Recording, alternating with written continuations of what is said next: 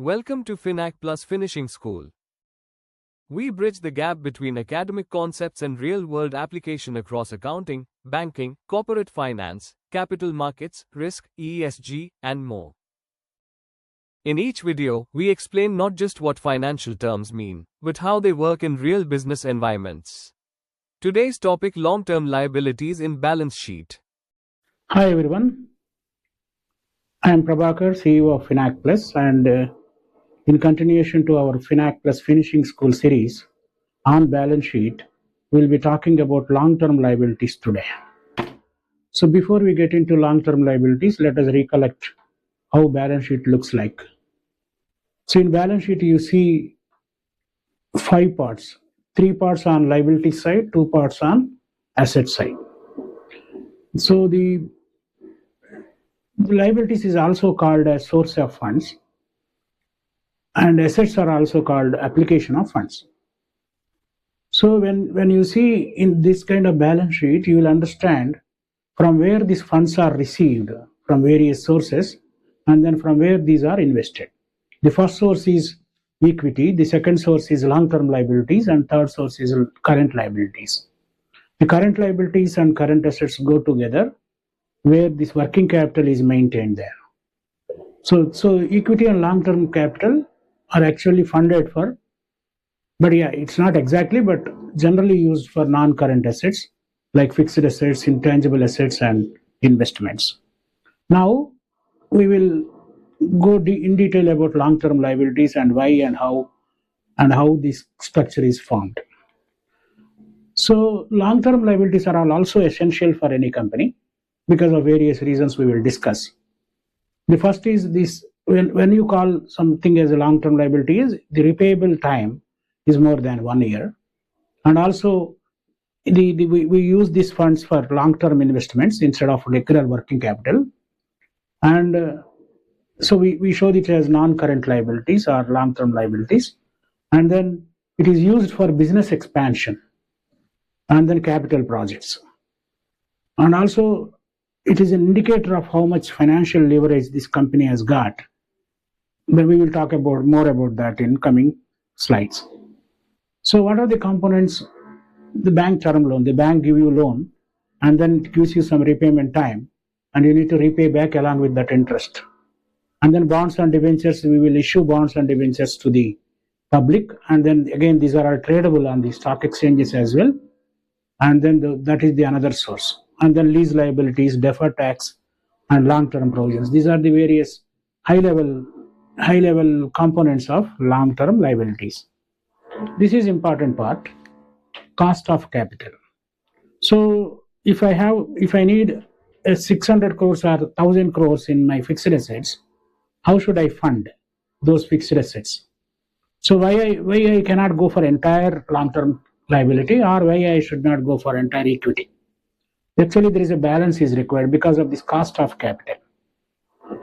The cost of capital means when you are funding this through long-term liabilities or equity, what is the expectation of the giver? So long-term liabilities, these people are actually, they are giving you loan, then they will expect interest out of that. Equity is coming from shareholder funds. The shareholders will expect dividend from that. The shareholders will take a lot of risk, but long-term liabilities and these kind of creditors will not take risk. What they will do, they expect you to pay fixed interest either you earn profit or not. So that is why. So there are in your sources you have debt as equity, and then the ratio between debt and equity is also important. We will talk about that in coming slides.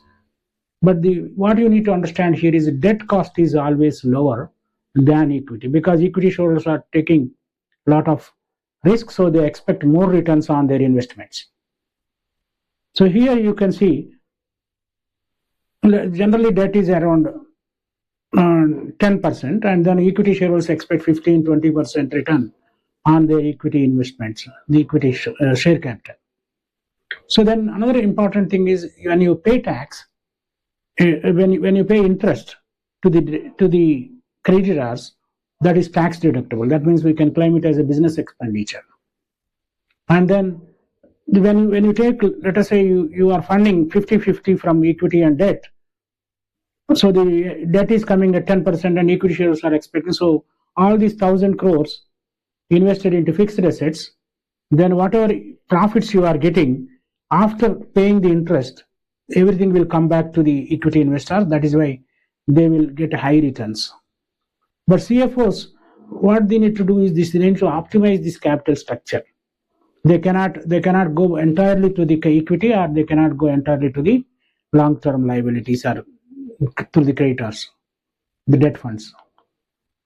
So here we need to understand this debt equity ratio, very important ratio when you look at the balance sheet as an investor or as a person who is understanding, analyzing.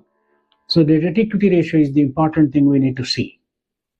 So when you see the sources of funds except this current liabilities, so the total debt by shareholder equity is the debt equity ratio. So that means how much debt you have when compared to equity is important here. It is generally comfortable range is actually 0.5 to 1. It should not be more than 1, but some industries where heavy fixed asset intensity is there you can go beyond 1 also.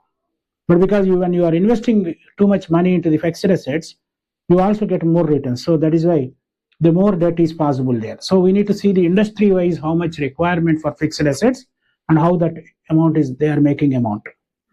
So then the very high ratio actually signals the financial stress. And then if you go beyond 1, that means you need to pay a lot of interest. And then if you are not making that much profits, you cannot pay everything interest in a regular payable time. So there is another ratio called debt service coverage ratio. We need to see how debts are served with these industries. And then if you are failing to pay anything, your credit rating will also go down. So that is why you need to maintain that balance. When you are in a huge profit-making market, if you invest more into fixed assets, then more debt is possible. But if your debt is actually causing you interest you are not able to cover with profits the interest, then you should not go for more debt. So that is why you should support it by the strong cash flows. So thank you very much. This is about long-term debt and long-term liabilities, and then we will talk more about new items in upcoming videos. Learning with Finac plus Finishing School. We hope this session gave you practical insights into real-world finance. Our goal is to help you build industry-ready knowledge for stronger career growth.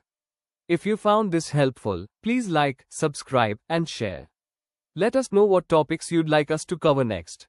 See you in the next session.